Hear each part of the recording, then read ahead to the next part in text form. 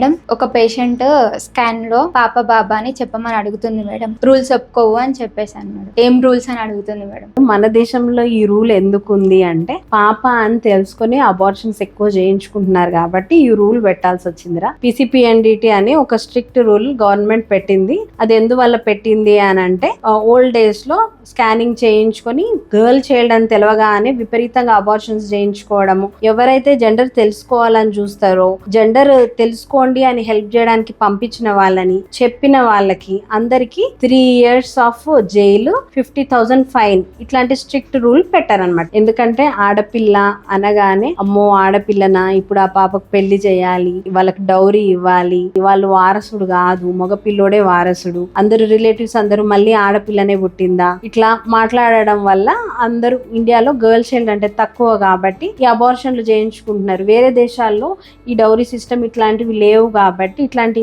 Backward thinking లేదు కాబట్టి ఏ gender అయినా వెల్కమ్ చేస్తారు కాబట్టి అక్కడ ఈ డిస్క్రిమినేషన్ లేదు. పాప అయినా బాబా అయినా ఒకటే. ఈ రోజుల్లో అందరూ చదువుకొని గర్ల్స్ మంచి పొజిషన్ లో ఉంటున్నారు, సైంటిస్ట్లు అవుతున్నారు, డాక్టర్స్ అవుతున్నారు, పైలట్స్ అవుతున్నారు, రీసెర్చ్ లో ముందు ఉంటున్నారు. ఈ వివక్ష అనేది మగ పిల్లవాడి కంటే ఆడపిల్ల తక్కువ అన్న వివక్ష అనేది ఆగిపోవాలి. పాప అయినా బాబా అయినా వెల్కమ్ చేయాలి. ఇప్పటి నుంచి ఎప్పుడైనా స్కాన్ చేసినప్పుడు మ్యామ్ పాప బాబా అని కాదు అడగాల్సింది, బేబీ హెల్తీగా ఉందా లేదా, ఇది మీరు అడగాల్సిన క్వశ్చన్. Thanks for watching.